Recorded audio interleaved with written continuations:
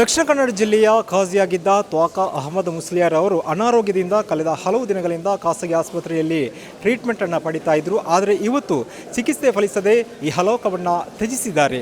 ಮಂಗಳೂರಿನ ಬಂದರ್ನಲ್ಲಿರುವಂತಹ ಝೀನತ್ ಬಕ್ಷ ಮಸೀದಿಯಲ್ಲಿ ಅಂತಿಮ ದರ್ಶನದ ವ್ಯವಸ್ಥೆಯನ್ನು ಮಾಡಲಾಗಿದ್ದು ಮಯ್ಯತ್ ನಮಾಜ್ ಕೂಡ ಇಲ್ಲಿ ನಡೀತಾ ಇರುವಂಥದ್ದು. ಜೊತೆಗೆ ಸಾವಿರಾರು ಮಂದಿ ಭಕ್ತಾದಿಗಳು ಮುಸ್ಲಿಂ ಬಾಂಧವರು ಜೊತೆಗೆ ರಾಜಕೀಯ ಗಣ್ಯರು ಕೂಡ ಮಸೀದಿಗೆ ಬಂದು ಅಂತಿಮ ದರ್ಶನವನ್ನು ಕೂಡ ಪಡೀತಾ ಇದ್ದಾರೆ.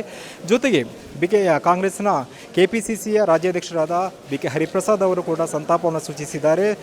ಸಚಿವ UT ಖಾದರ್ ಅವರು ತಮ್ಮ ಪಕ್ಷದ ಸಭೆಯನ್ನೇ ರದ್ದುಗೊಳಿಸಿ ಇಲ್ಲಿ ಬಂದಿರುವಂಥದ್ದು. ಜೊತೆಗೆ ಹಲವಾರು ರಾಜಕೀಯ ಗಣ್ಯರು ಧಾರ್ಮಿಕ ಮುಖಂಡರು ಕೂಡ ಇಲ್ಲಿ ಬಂದಿರುವಂಥದ್ದು. ಅವರು ಏನು ಹೇಳಿದರು ಬನ್ನಿ ಕೇಳೋಣ. ಶ್ರೇಷ್ಠ ವಿದ್ವಾಂಸರು, ಧಾರ್ಮಿಕ ನೇತಾರರು, ಮುಸ್ಲಿಂ ಸಮುದಾಯಕ್ಕೆ ಉತ್ತಮವಾದ ಧಾರ್ಮಿಕ ನೇತೃತ್ವವನ್ನು ಕೊಟ್ಟಿರ್ತಕ್ಕಂಥ ತೋಕಾ ಉಸ್ತಾದ್ರವರು ಬಹುಶಃ ನಮ್ಮನ್ನು ಬಿಟ್ಟು ಅಗಲಿದ್ದಾರೆ. ಒಬ್ಬ ಸೌಜನ್ಯಶೀಲ ವ್ಯಕ್ತಿಯಾಗಿದ್ದುಕೊಂಡು, ಭಾಳ ಸರಳ ಸಜ್ಜನಿಕೆಯ ವ್ಯಕ್ತಿಯಾಗಿದ್ದುಕೊಂಡು, ಯಾರಲ್ಲಿ ಕೂಡ ಸಿಟ್ಟು ಮಾಡದೆ ಇವನಾರವ ಇವು ನಮ್ಮವ ಅಂತ ಹೇಳುವ ರೀತಿಯಲ್ಲಿ ಅವರ ನರ್ತನೆಗಳು ನಡವಳಿಕೆಗಳು ಇತ್ತು ಅನ್ನೋದನ್ನು ನಾನು ಈ ಸಂದರ್ಭ ನೆನಪಾಡ್ತಾ, ಅಂತಹ ಉದಾತ್ತ ವ್ಯಕ್ತಿತ್ವ ಬಹುಶಃ ನಮ್ಮ ಮುಂದೆ ಇಲ್ಲ.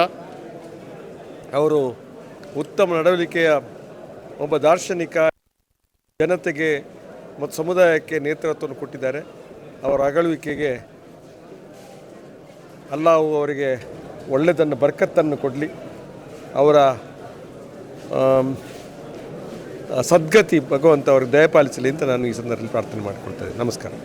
ನಮಗೆಲ್ಲ ಗೌರವಿದ್ದರು, ನಮಗೆಲ್ಲ ಮಾರ್ಗದರ್ಶಕರು ಮತ್ತು ಧಾರ್ಮಿಕ ವಿದ್ವಾಂಸರಾಗಿದ್ದುಕೊಂಡು ದಕ್ಷಿಣ ಕನ್ನಡ ಜಿಲ್ಲೆಯ ಖಾಜಿಯಾಗಿ ನೇತೃತ್ವ ವಹಿಸಿಕೊಂಡು ದೀರ್ಘಕಾಲದ ಸೇವೆಯನ್ನು ಮಾಡಿ ಒಂದು ಸ್ವಾಭಿಮಾನದ ಸಮುದಾಯ, ಪ್ರೀತಿ ವಿಶ್ವಾಸ ಸಮಾಜ, ಬಲಿಷ್ಠವಾದ ಭಾರತ ನಿರ್ಮಾಣ ಮಾಡಲಿಕ್ಕೆ ಏನೆಲ್ಲ ನೇತೃತ್ವ ಬೇಕಾ ಆ ಎಲ್ಲ ನೇತೃತ್ವವನ್ನು ಬಹುಶಃ ನಮ್ಮನ್ನು ಅಗಲಿದಂಥ ಖಾಜಿ ಹಾಜಿ ತ್ವಾಕ ಅಹಮದ್ ಮುಸ್ಲಿಯಾರ್ ಇವತ್ತು ನೀಡುತ್ತಾರೆ. ನಮ್ಮನ್ನು ಇವತ್ತು ಬಿಟ್ಟು ಅಗಲಿರುವುದು ನಮಗೆಲ್ಲರಿಗೂ ಕೂಡ ಅತ್ಯಂತ ದುಃಖದ ಮತ್ತು ನೋವಿನ ವಿಚಾರ ಇವತ್ತು ಆಗಿದೆ.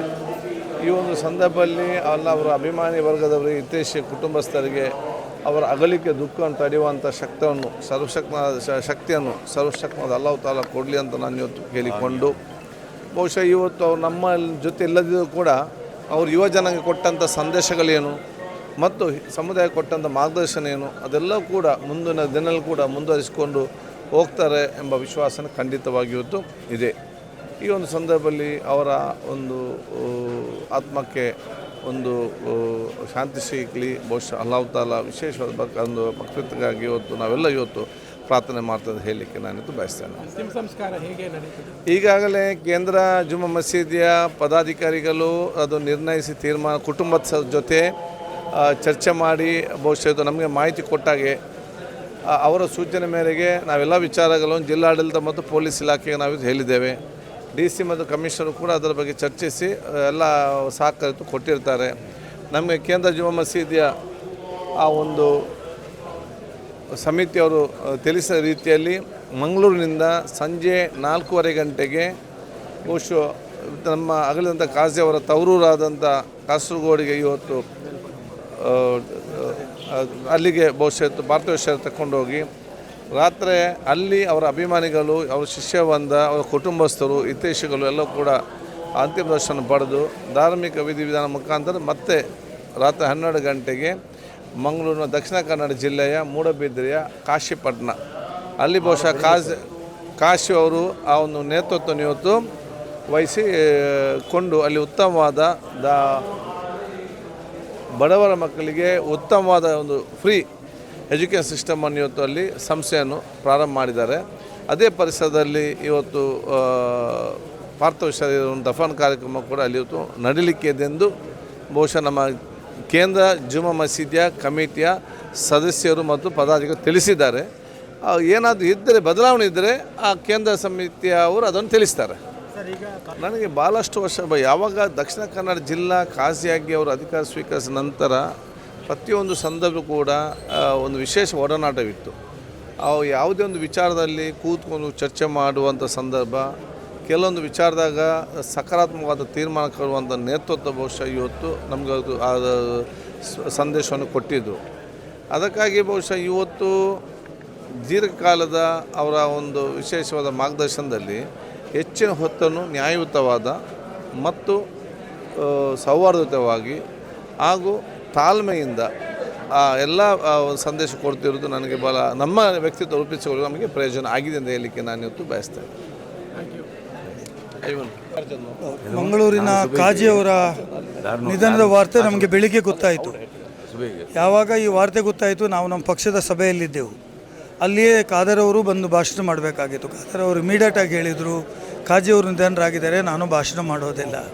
ಹಾಗಾಗಿ ಅಲ್ಲಿಯೇ ನಾವು ಸಂತಾಪ ಸೂಚನೆಯನ್ನು ಮಂಡನೆ ಮಾಡಿ ನಿರ್ಣಯವನ್ನು ತೆಗೆದುಕೊಂಡು ಅಗಲಿದ ಆತ್ಮಕ್ಕೆ ಚಿರಶಾಂತಿ ಸಿಗಲಿ ಎಂದು ಪ್ರಾರ್ಥನೆ ಮಾಡಿದ್ದೇವೆ. ಕಾಜಿಯವರು ಇಲ್ಲಿ ಮಂಗಳೂರಿಗೆ ಸಂಬಂಧಪಟ್ಟ ಹಾಗೆ ನಾನು ಹೇಳುವುದಾದರೆ, ನಾನು ಮಂಗಳೂರು ಕೇಂದ್ರದಲ್ಲಿ ಇರ್ತಕ್ಕಂಥವನು. ಪ್ರತಿಯೊಂದು ರಂಜಾನ್ ಇರ್ಬೋದು ಅಥವಾ ಬಕ್ರೀದ್ ಇರ್ಬೋದು, ಪ್ರತಿ ಹಬ್ಬಕ್ಕೂ ನಾನು ಕೇಂದ್ರ ಮಸೀದಿಗೆ ಹೋಗ್ತಾ ಇದ್ದೆ. ಅಲ್ಲಿ ಹೋದಂಥ ಸಂದರ್ಭದಲ್ಲಿ ಅವರು ನಮ್ಮನ್ನೆಲ್ಲ ಪ್ರೀತಿಯಿಂದ ಕಂಡು ನಮ್ಮ ಹತ್ರ ಮಾತನಾಡಿ ಪ್ರತಿಯೊಬ್ಬರನ್ನು ಕೂಡ ಸೌಹಾರ್ದ ರೀತಿಯಲ್ಲಿಯೇ ಅವರು ನಮ್ಮನ್ನು ವ್ಯವಹರಿಸ್ತಾಯಿದ್ರು. ಬಹುಶಃ ಕಾಜಿಯವರು ಮಂಗಳೂರಿನ ಸೌಹಾರ್ದತೆಯ ಒಂದು ಕೇಂದ್ರ ಆಗಿದ್ದರು. ಇವತ್ತು ಅವರ ನಿಧನದಿಂದ ನಾನು ಈಗ ಅಲ್ಲಿ ಇಬ್ರಾಹಿಂ ಕೋಡಿಜಾಲ್ ಹತ್ರ ಮಾತಾಡ್ತಾ ಬರ್ತಾ ಇದ್ದೆ. ಅವರು ಹೇಳ್ತಾಯಿದ್ರು, ನಮ್ಮ ಸಮುದಾಯಕ್ಕೆ ಒಂದು ದೊಡ್ಡ ನಷ್ಟ ಆಗಿದೆ ಅಂತೇಳುವ ಮಾತನ್ನು ಅವರು ಹೇಳ್ತಾಯಿದ್ರು. ಎಲ್ಲರನ್ನ ಆಕ್ಸೆಪ್ಟೇಬಲ್, ಎಲ್ಲರೂ ಕೂಡ ಅವರನ್ನು ಸ್ವೀಕಾರ ಮಾಡ್ತಕ್ಕಂಥ ಒಬ್ಬ ವ್ಯಕ್ತಿಯಾಗಿದ್ದರು. ಮತ್ತು ಮುಸ್ಲಿಂ ಧರ್ಮದಲ್ಲಿ ಅವರು ಕೊಟ್ಟಂಥ ಸೇವೆ, ಅವರು ಧಾರ್ಮಿಕ ಗುರುವಾಗಿ ಕೊಟ್ಟಂಥ ಸೇವೆ ಮತ್ತು ಅನೇಕ ಶಿಷ್ಯವೃಂದವನ್ನು ಹೊಂದಿಕೊಂಡಿರ್ತಕ್ಕಂಥದ್ದು ಬಹುಶಃ ಅವರ ನಿಧನ ನಿಜವಾಗಿಯೂ ನಮಗೆಲ್ಲರಿಗೂ ನೋವು ತಂದಿದೆ. ಮತ್ತು ಖಂಡಿತವಾಗಿ ಆ ನೋವು ಸಹಿಸುವ ಶಕ್ತಿ ಆ ಧರ್ಮದ ಎಲ್ಲ ಜನರಿಗೆ ಸಿಗಲಿ ಅಂತ ನಾನು ದೇವರ ಹತ್ರ ಪ್ರಾರ್ಥನೆ ಮಾಡ್ತೇನೆ. ಮತ್ತು ಅವರ ಒಳ್ಳೆಯ ಕೆಲಸವನ್ನು ನಾವೆಲ್ಲರೂ ಮುಂದಕ್ಕೆ ಅನುಸರಣೆ ಮಾಡುವಂತೆ ಆಗಲಿ ಅಂತೇಳಿ ನಾನು ಹೇಳಲಿಕ್ಕೆ ಬಯಸ್ತೇನೆ ಮತ್ತು ಅವರ ಆತ್ಮಕ್ಕೆ ಚಿರಶಾಂತಿಯನ್ನು ಕೋರ್ತೇನೆ. Thank you. ಇಂದು ನಮ್ಮನ್ನು ಅಗಲಿದ ತ್ವಾಕ ಅಹಮದ್ ಮುಸ್ಲಿಯಾರ್ ಅವರು ಈ ನಾಡು ಕಂಡ ಅತ್ಯಂತ ಒಂದು ದೊಡ್ಡ ವಿದ್ವಾಂಸರಾಗಿದ್ದಾರೆ. ಈಜಿಪ್ಟ್ನ ಅಲ್ ಅಜರ್ ಯೂನಿವರ್ಸಿಟಿಯಲ್ಲಿ ಪದವಿ ಪಡೆದು ಆನಂತರ ಓಮಾನ್ನ ತ್ವಾಕ ಎಂಬ ಪ್ರದೇಶದಲ್ಲಿ ದೀರ್ಘಕಾಲದವರೆಗೆ ಅವರು ಅಲ್ಲಿ ವಿದ್ವಾಂಸರಾಗಿ ಕಾರ್ಯನಿರ್ವಹಿಸಿ ನಂತರ ಮಂಗಳೂರು ಕಾಜಿಯಾಗಿ ಹೆಚ್ಚು ಕಡಿಮೆ ಸುಮಾರು 1 ದಶಕಗಳ ಕಾಲ ಇಲ್ಲಿನ ಸಮುದಾಯಕ್ಕೆ ನೇತೃತ್ವ ವಹಿಸಿ ಸಮುದಾಯದ ಎಲ್ಲ ಸಮಸ್ಯೆಗಳು ಬಂದಾಗ, ಸಾಮಾಜಿಕವಾಗಿಯೂ ಧಾರ್ಮಿಕವಾಗಿ ಬಂದಾಗ ಅದರ ನೇತೃತ್ವ ವಹಿಸಿ ತಾನೇ ಮುಂದೆ ನಿಂತು ಎಲ್ಲ ಸಮಸ್ಯೆಗಳಿಗೆ ಒಂದು ಪರಿಹಾರವನ್ನು ಒದಗಿಸುವಂಥ ವಿದ್ವಾಂಸರು. ಕಳೆದ 1 ತಿಂಗಳಿಂದ ತೀವ್ರ ಅಸ್ವಸ್ಥತೆಯಿಂದ ಅವರು ಆಸ್ಪತ್ರೆಯಲ್ಲಿದ್ದರು. ಇದೀಗ ಇವತ್ತು ನಮ್ಮನ್ನು ಅಗಲಿದ್ದಾರೆ. ಬಹುಶಃ ಇದು ನಮ್ಮ ಧಾರ್ಮಿಕ ಕ್ಷೇತ್ರಕ್ಕೆ ಬಹಳ ಒಂದು ದೊಡ್ಡ ಒಂದು ನಷ್ಟವಾಗಿದೆ. ಅವರ ವಿದ್ವಾಂಸತನ ಬಹಳ ಎಂಥ ಒಂದು ಧಾರ್ಮಿಕ ಸಮಸ್ಯೆಗಳು ಪರಿಹಾರ ಒದಗಿಸಿದ ನಾಯಕರು. ಅವರ ಪಾರತ್ರಿಕೆಲ್ಲವನ್ನು ಅನುಗ್ರಹಿಸಲಿ ಎಂದು ನನ್ನ ಪ್ರಾರ್ಥನೆ ಆಗಿದೆ. ಜೀರತ್ ಬಕ್ಷ್ ಮಸೀದಿಯಲ್ಲಿ ಈಗ ಇಲ್ಲಿ ಸ್ನಾನ ಎಲ್ಲ ಮಾಡಿಸಿ ಈಗ 4 ಗಂಟೆ ಅಸಲ್ ನಮಾಜಿದ ನಂತರ ಇಲ್ಲಿಂದ ಕಾಸರಗೋಡು ಕೊಂಡೋಗ್ತೇವೆ. ಕಾಸರಗೋಡಿನಲ್ಲಿ ಅಲ್ಲಿ ಮಾಲಿಕ್ ದೀನಾರ್ ಅಕಾಡೆಮಿಯಲ್ಲಿ ಅಲ್ಲಿ 12 ಗಂಟೆ ತನಕ ಇರ್ತಾರೆ ಅವರು. ಅಲ್ಲಿಂದ ಅವರ ಮನೆಗೆ ಕೊಂಡೋಗ್ತಾರೆ. ಮನೆಯಿಂದ ಬೆಳಿಗ್ಗೆ 8 ಗಂಟೆಗೆ ಕಾಶಿಪಟ್ಟಣದಲ್ಲಿ ದಫನ ಕಾರ್ಯ ಮಾಡ್ತದೆ. ಅಲ್ಲಿಂದ ಸಾಧಾರಣ 12-1 ಗಂಟೆ ಆಗುವಾಗ ಅಲ್ಲಿ ಕಾಸರಗೋಡಿನಿಂದ ಕಾಶಿಪಟ್ಟಣ ತರ್ತಾರೆ. ಕಾಶಿಪಟ್ಟಣಕ್ಕೆ ಅಲ್ಲಿ ದಾರುನ್ನೂರ್ ಎಜುಕೇಷನ್ ಸೆಂಟರ್ ಎಲ್ಲ ಅವರವರ ಸ್ಥಾಪನೆ ಉಂಟು. ಅಲ್ಲಿ ಅವರ ದಫನ ಕಾರ್ಯ ಆಗ್ತದೆ. ಅಲ್ಲಿ ಹೆಚ್ಚಿನ ಅಂಶ ಬೆಳಿಗ್ಗೆ 8 ಗಂಟೆಗೆ ದಫನ ಕಾರ್ಯ ಆಗುವ ನಿರೀಕ್ಷೆ ಇದೆ. ನಾಳೆ ಬೆಳಿಗ್ಗೆ ಈಗ ಕಾಸರಗೋಡಿಗೆ ಇಲ್ಲಿ ಅಸರ್ ನಮಾಜಿ ಕೊಂಡೋಗಿ ಅಲ್ಲಿ ಮಾಲಿಕ್ ದೀನಾರ್ ಅಕಾಡೆಮಿ ಅಂತ ಉಂಟು. ಅಲ್ಲಿ ಜನರ ಸಂದರ್ಶನಕ್ಕೆ ಇರ್ತಾರೆ. ಅದರ ನಂತರ ಅಲ್ಲಿ ಮಯ್ಯತ್ ನಮಾಜಾಗಿ ಅಲ್ಲಿಂದ ಮನೆಗೆ ಕೊಂಡೋಗ್ತಾರೆ. ಇವರ 2 ಮಕ್ಕಳು ದುಬೈಯಲ್ಲಿದ್ದಾರೆ. ಅವರು ಅವರು ಬರುವ ಅದಕ್ಕಾಗಿ ಸ್ವಲ್ಪ ಲೇಟ್ ಆದದ್ದು. ಅವರು ಬರುವಾಗ ಬಂದ ನಂತರ ಈಗ ಕಾರ್ಯ ಈಗ ಆಗ್ತದೆ ಇನ್ಶಾಅಲ್ಲಾ.